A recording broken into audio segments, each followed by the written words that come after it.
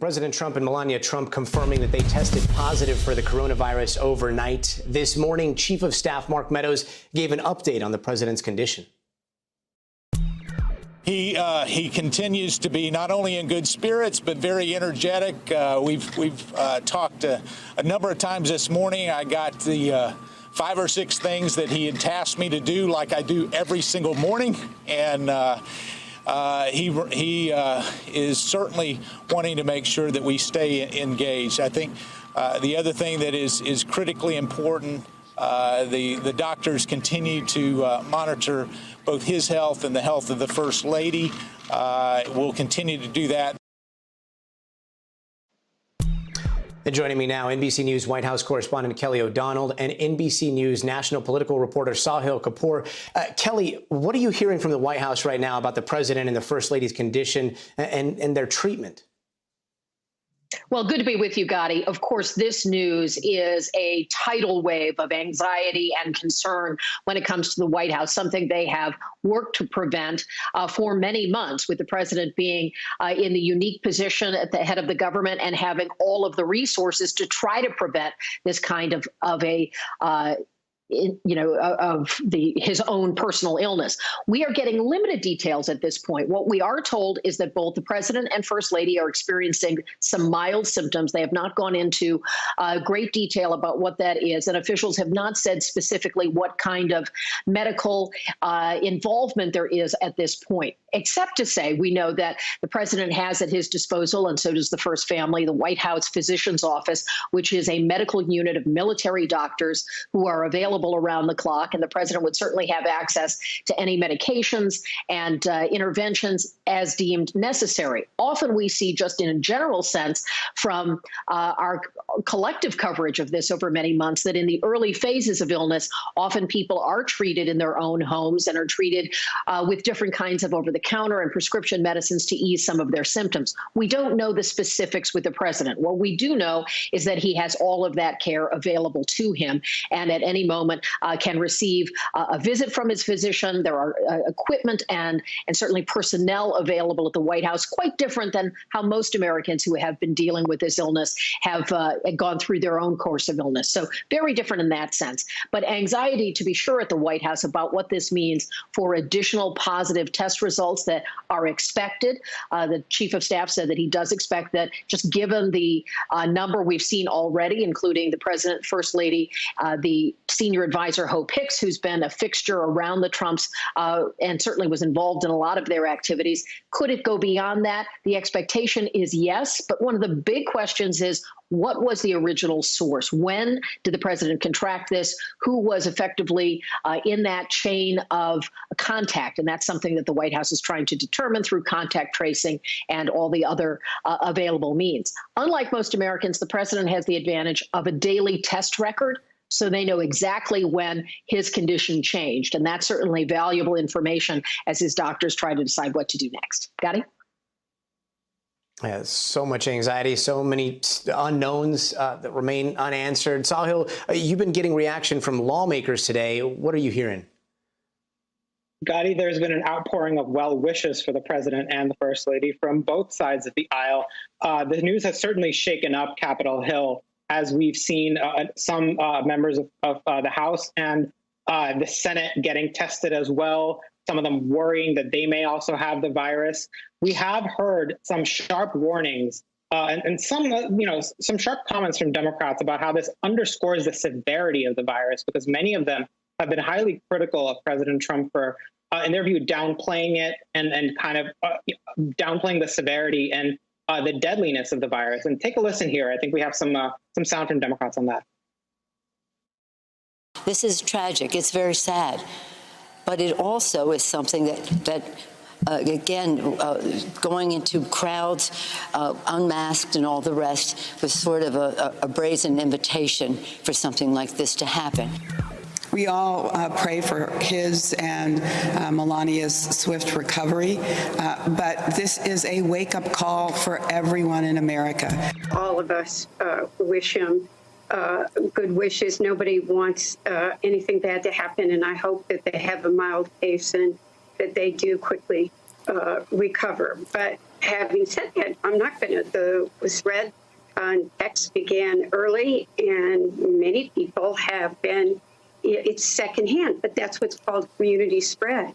The Speaker has been in many meetings with people from the White House this week. We've all been in many meetings with the Speaker this week. And of course, one of the biggest questions here is how this will impact one of the largest stories in the country right now, which is the pending Supreme Court nomination of Amy Coney Barrett to fill the vacancy created by the death of Ruth Bader Ginsburg. The indications from Republican leaders who run the Senate are that they intend to go full steam ahead. There's a tweet from Senate Republican leader Mitch McConnell. I'm just going to read it here. Quote, he's in good just finished a great phone call with the president. He's in good spirits, and we talk business, especially how impressed senators are with the qualifications of Judge Barrett. Full steam ahead with the fair, thorough, timely process that the nominee, the court, and the country deserve, unquote. So you see there McConnell very determined to move forward in filling this Supreme Court vacancy in the limited time available here, Gadi.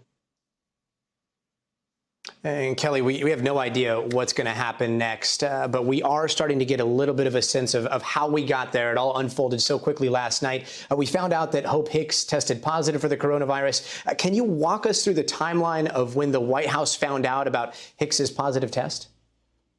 Well, part of the concern is that Hicks, of course, had been with the president in close quarters, things like debate prep earlier in the week. She was part of his travel early in the week. And then once it was discovered that she was experiencing symptoms, the president had gone to Minnesota. She had been a part of that trip for a rally, which now stands as the last rally until he is recovered. And if there is enough time in the campaign season to even return to rallies, I was covering that in Duluth, Minnesota. And on the return flight of Air Force One, Hope Hicks was sort of isolated from others on the flight home. And then we had an eventful day where the president learned that she was positive. We're told just as he was heading for Marine One to travel to New Jersey for a scheduled fundraiser yesterday that did go forward. And that is, of course, a concern because that's another group of individuals who were in close contact with the president who could be potentially exposed. And hours later, he himself tested positive along with the First Lady. So the number of people who have been in the presence of the president is large. One of the advantages, again, is there is no question about who they are because of security reasons. Certainly officials have their names, their identities, and ability to contact trace with all of them in those official events. Less so in the rally setting where the president, of course, was among thousands of people. That was outdoors, and we don't know if he had any direct contact with any individuals like local officials from Minnesota, as one example. We often would see a president who would say hello to the congressional candidates locally, that kind of thing. We now know from the campaign that they are putting on hold any of the president's travel. That's obvious, but they're making that official. They will convert to virtual events for some of their planned activities as that is appropriate. And so far, Vice President Mike Pence, who has tested negative, is going to continue with quite a bit of his schedule. He, for example, has a debate coming up, and we don't have any reason to believe at this point that that's not going to go forward. But the campaign is in a new form, and it is on hold, in effect, for the president. Obviously, this comes at a time that is so critical for all of the questions about the health and well-being of the president and everyone in his circle, but the timeliness of this in terms of America's having to make a big decision over these next weeks, Americans already voting, and what impact will this have on the ability for the campaigns to make their message. Of course, it highlights one of the great crises the country is facing and a point of decision for many Americans about the president's handling of coronavirus versus Joe Biden and what they expect he would do.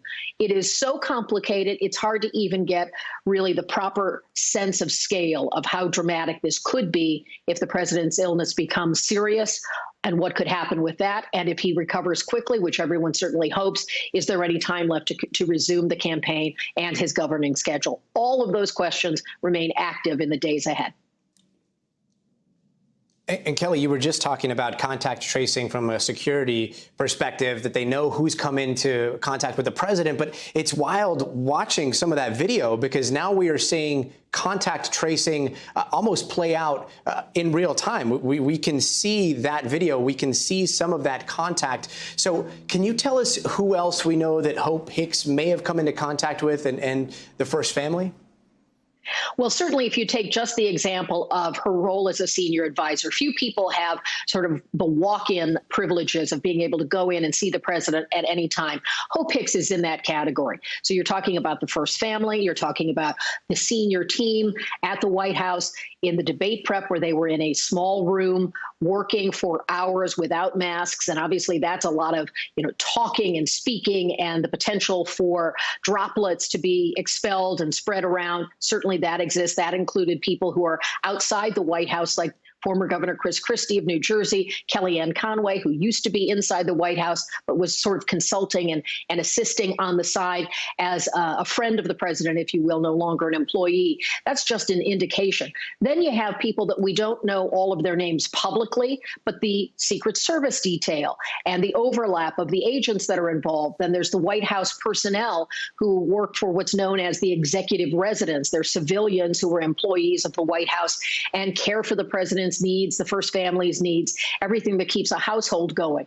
And then, of course, all the official interactions the president would have with meeting with governors or other officials who come to visit or campaign-related people. We know that Ronna McDaniel, the chair of the RNC, also has tested positive. She was with the president last week. Most recently, I was on that trip where they went to North Carolina and Florida for an event that related to coronavirus and a campaign event. So the footprints and fingerprints and interactions are certainly large. Again, unlike ordinary citizens, the scale is so great, but there is a trail of information that it certainly can let officials try and do that contact tracing. But again, it is a case of, do they expect more positive cases? We are told to expect that, yes, that is likely to occur, and we'll wait as we get updates from the White House on testing. And I think most importantly, if we get any additional update from the vice president, who obviously now has a bigger burden to carry, and if the president makes any further statement. Normally, he is tweeting actively and communicating, and today, obviously, that has not been the case. Hey, NBC News viewers, thanks for checking out our YouTube channel. Subscribe by clicking on that button down here and click on any of the videos over here to watch the latest interviews, show highlights, and digital exclusives. Thanks for watching.